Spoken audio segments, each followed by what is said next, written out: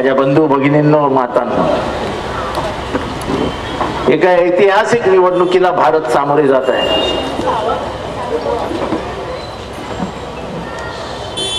या देशामध्ये लोकशाही टिकेल की नाही अशी परिस्थिती आहे. या देशामधलं संविधान टिकेल की नाही अशी परिस्थिती आहे. 2014 आणि 2019 ची निवडणूक विकासाच्या मुद्द्यावर जिंकणारे, ज्या विकासाचे प्रश्न त्यांनीच मांडले होते त्याची उत्तर आम्ही मागतो, तर आज त्यांच्याकडे उत्तर नाही आहे. वर्षाला 2 कोटी नोकऱ्या देऊ असं सांगत होते. इथे हे काय मायचालाल त्याला 1 नोकरी तरी मिळाली.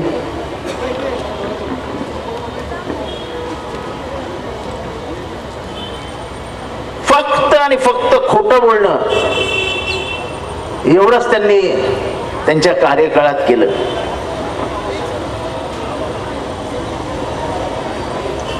आता जेव्हा निवडणूक थोडीशी जड वाटायला लागली, पहिल्या टप्प्याची निवडणूक संपली आणि त्यांच्या गुप्तचर संघटनेनी जेव्हा त्यांना सांगितलं की तुमचं वारं काही दिसत नाही, तुमचा चेहरा चालेल असं वाटत नाही, तेव्हा दुसऱ्या दिवशी त्यांनी भारतीय राजकारणाचा नरेटिव्ह चेंज करण्याचा प्रयत्न केला आणि ते घसरले त्यांच्या आवडत्या विषयावर, हिंदू विरुद्ध मुसलमान. माझा नेहमीचा प्रश्न असतो की तुम्हाला हिंदूंबद्दल इतकं प्रेम आहे, तर मग हिंदूंना पेट्रोल 10 रुपये आणि मुसलमानांना 1000 रुपये का करत नाही? कारण का दोघंही समान आहेत म्हणून करता येत नाही ना. तुम्हाला फक्त राजकारणासाठी ध्रुवीकरण हवंय, एक राक्षस दाखवायचा असा आणि लोकांना घाबरवायचा, पण तो राक्षस आहे की नाही आपल्यालाच माहित नाही, ते त्यांनाच माहित नाही. या ध्रुवीकरणामुळे या देशाचं वाटोळ होत आहे, आपलं अर्थकारण डुबतंय.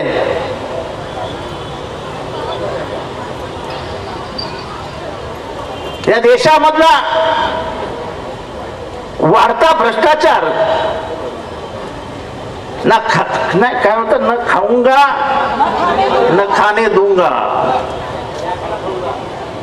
आणि इलेक्टोरल बॉन्ड्सने सिद्ध काय झालं, मैं अकेला खाऊंगा. मला माहित नाही तुमच्यापैकी कोणाला किती इलेक्टोरल बॉन्ड्स बद्दल माहिती आहे, पण इलेक्टोरल बॉन्ड्स हा या जगातला सर्वात मोठा स्कॅम आहे.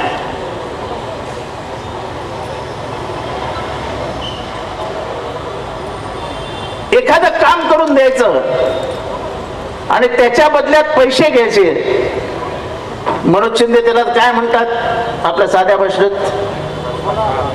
लाच पेन.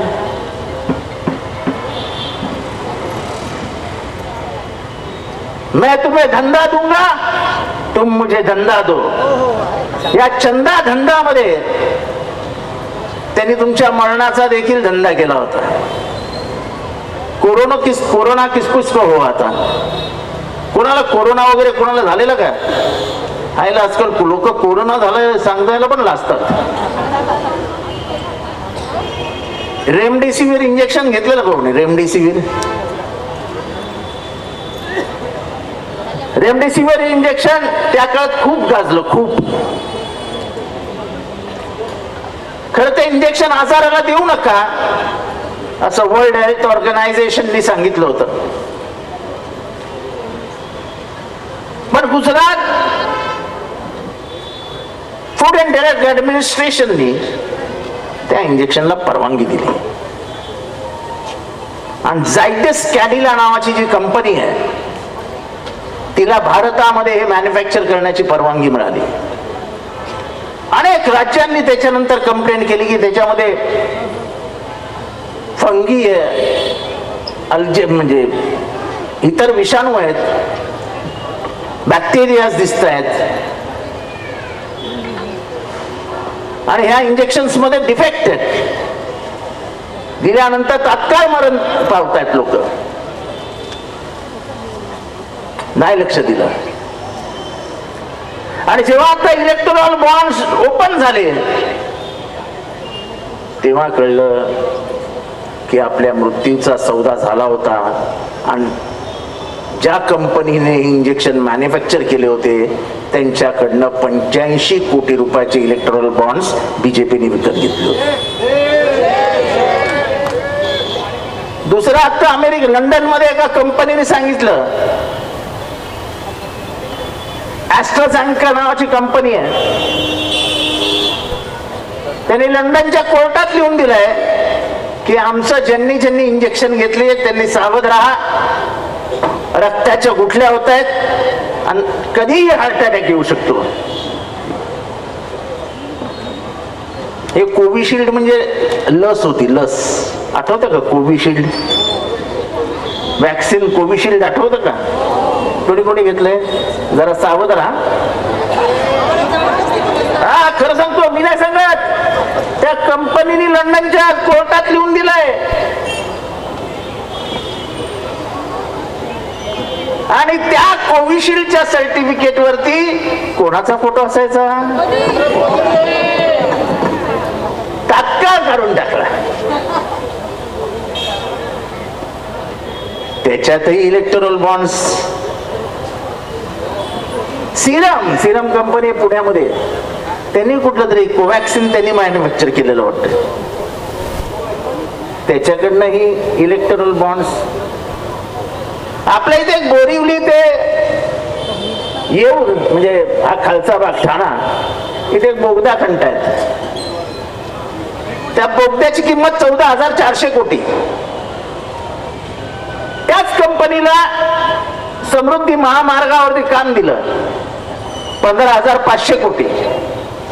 मोठा समजूया की 31,000 कोटीचं काम मिळालं. 30,000 कोटीचं काम घेतलं, 1,000 कोटी रुपये दिले बीजेपी. म्हणजे काँग्रेसने जे 70 वर्षात केलं नाही, करू शकले नाही, तुम्ही एका स्कॅम मध्ये करून दाखवलं. तुमचं कौतुकच करायला पाहिजे.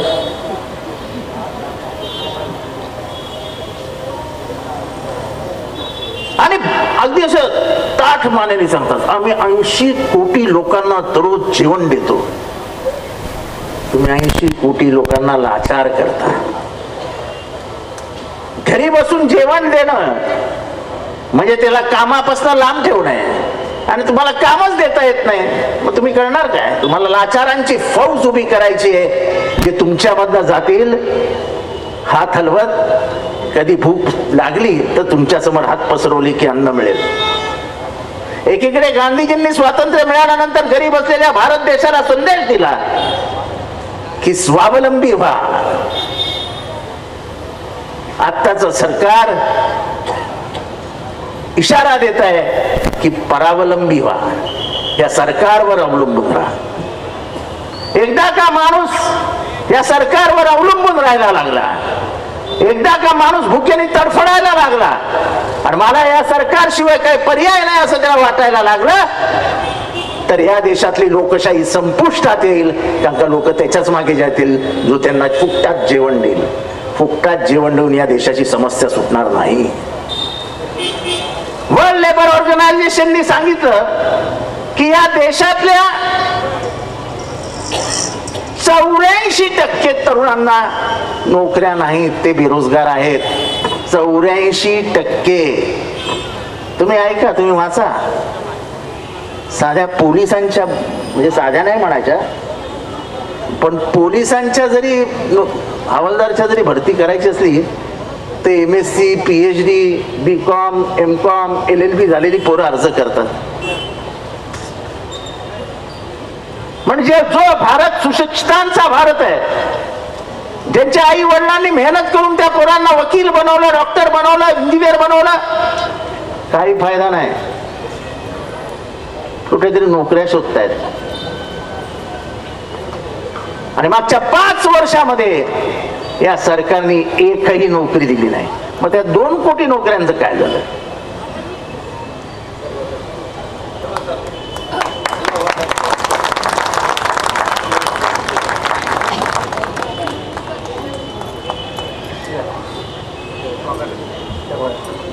आणि त्यामुळे दररोज काहीतरी नवीन नवीन खुसपट काढायची. अरे तुमचा स्वतःचा अजेंडा आहे ना, तुमचा स्वतःच काय म्हणतात त्याला, जाहीरनामा आहे ना, जो 2014 आणि 2019 मिरवला तो जाहीरनामा आहे ना, त्याच्याबद्दल काय नाही बोलत? कारण का त्याच्याबद्दल बोलायला गेलं तर बोलायलाच काय नाही. 400 रुपये असणारा गॅस 2014 साली आज किती रुपयावर आहे? तुम्ही बायका बोलाल का नाही?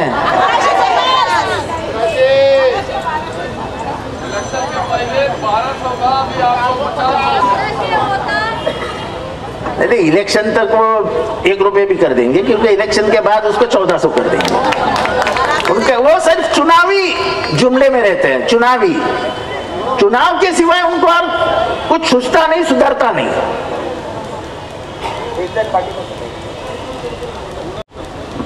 डिझेल आणि पेट्रोल किती होतं?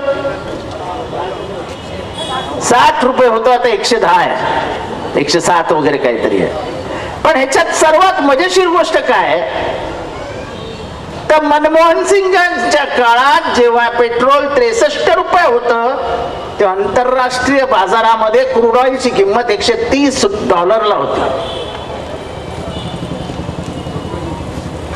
आणि जेव्हा आंतरराष्ट्रीय बाजारामध्ये क्रूड ऑइलची किंमत 30 रुपयावर आली, तेव्हा हा देश 85 रुपये लिटरला पेट्रोल विकत होता.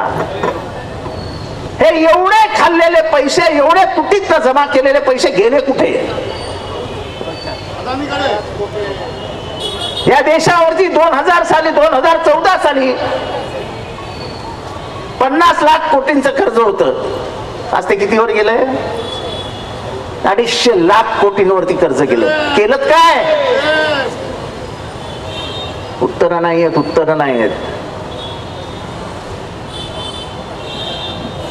आमच्या कष्टाचा पैसा आहे ना, हा पैसा आमच्या टॅक्स मधनं जातो ना. हा जीएसटी नावाचा महान राक्षस तुमच्या पुढे आणून ठेवलाय. मी आज सहज सकाळी विचार करत होतो की 1930च्या दरम्यान ब्रिटिशांच्या सरकारने मिठावरती टॅक्स लावला.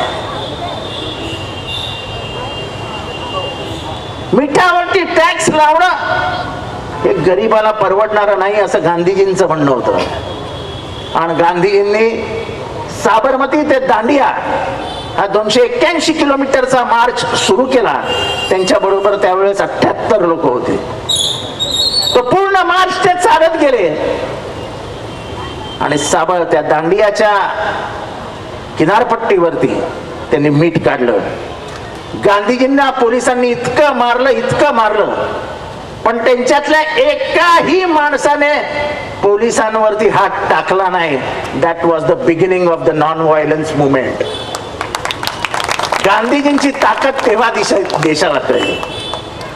आणि तोच दांडी मार्च हा आजही जगात सगळीकडे फेमस आहे. त्याच्यानेच गांधीजींची खरी ओळख या जगभरात झाली की तुमचा नॉन व्हायलन्स हा तुमच्या मनाची ताकद दाखवत असतो. अखेरीस ब्रिटिशांना तो टॅक्स मागे घ्यावा लागला आणि मिठाचा सत्याग्रह यशस्वी झाला आणि मिठावरती टॅक्स नाही आहे. पण 2018ला नवीन आलेले ब्रिटिशच आहेत. यांचं आयुष्य ब्रिटिशांना मदत करण्यात गेलं. 1942चे आंदोलनात गांधीजींची साथ देऊन अंडरग्राउंड होणाऱ्या स्वातंत्र्य सैनिकांना कोण पकडून द्यायचे? त्यांची माहिती कोण कोणाला कळवायचं? सगळे खबरी.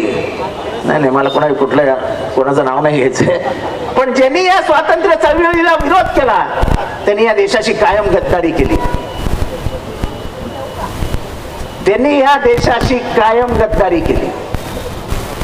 1942च्या आंदोलनाला विरोध केला आणि त्यांच्या ऑफिसवरती तिरंगा लागला 1993 साली. कारण का त्यांचं स्पष्ट मत होतं की आम्ही हा तिरंगा मानत नाही, ज्याच्यात 3 रंग आहेत तो अशुभ आहे, म्हणून हा झेंडा आम्ही आमच्या कार्यालयावर लावणार नाही. शेवटी काँग्रेसच्याच पोरांनी जाऊन आंदोलन केला, तो झेंडा काढला आणि तिथे तिरंगा ठेवला. आज काँग्रेसमुळे तिथे तिरंगा लागलाय, त्यांच्यामुळे नाही. आणि काय घोषणा असतील त्यांची, घर घर तिरंगा. अरे तुमच्या घरात काँग्रेसने तिरंगा लावला, तुम्ही काय कोणाच्या घरात जाऊन तिरंगा लावणार? पण फसवा फसवीचा एवढं, म्हणजे राहुल गांधींचे कौतुक करायला पाहिजे की त्यांनी जानेवारी मध्ये सांगितलं होतं मोठं संकट या देशापुढे येत आहे, कोविड पासून सावधान राहा. तो तेव्हा त्या राहुल गांधींना टप्पू पप्पू अप्पू, आणि जेव्हा संकट आलं तेव्हा आपल्याला टन टन टन टन टन टन टन टन थाळ्या वाजवा. आणि काय हसू नका, तुम्ही सगळ्यांनी वाजवल्यात, अजिबात हसू नका. आता सगळेच म्हणते ना आम्ही नाही वाजवल्या, आम्ही नाही वाजवल्या. मग दिवे कोणी लावले? दिवे. बरं चला, दुसरं काय, शंकरनाथ पण होता का? आणि मग गो कोरोना गो, गो कोरोना गो, गो कोरोना गो, हे कोणी कोणी म्हटलं? हे कोपरीत बरेच हुशार नागरिक दिसतात मला. या देशाची थट्टा मस्करी चालू आहे.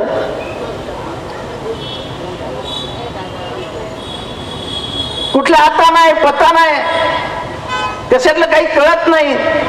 आणि अशी परिस्थिती राजकारणाची झालेली आहे.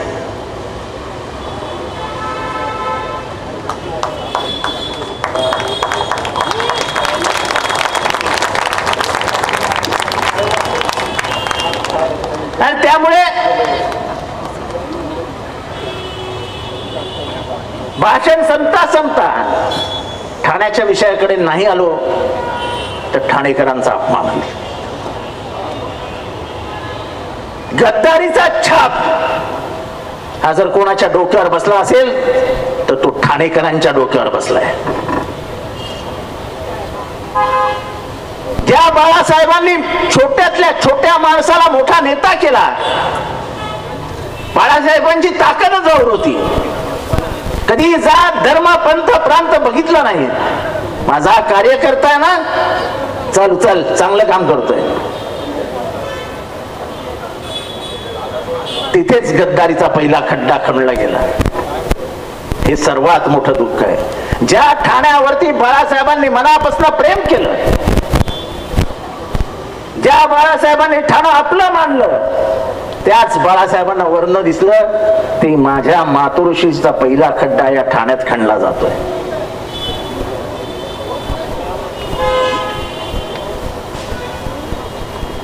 नंतर दुसरी आमच्याकडे आले, ते कालपर्यंत म्हणत होते की आम्ही ह्या युतीतनं आघाडीतनं बाहेर पडलो कारण का अजित पवार खूप त्रास देत होते. आता दोघं कानात इतकं धुसफूस करत असतात की मला कळत नाही, I love you I love you I love you कानातल्या कानात बोलतात की काय. अजित पवार तर ग्रेट निघाले, ते आपल्या काकांनाच गरवायच्या बाहेर काढायला निघाले.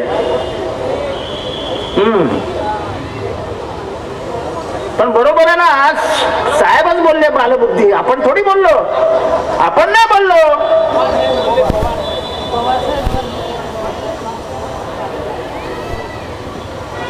काहीतरी ते अजितदादा बोलले आणि साहेबांना एक प्रश्न विचारला दुपारी, तर म्हणाले बालबुद्धीवर जास्त बोलायचं नसतं.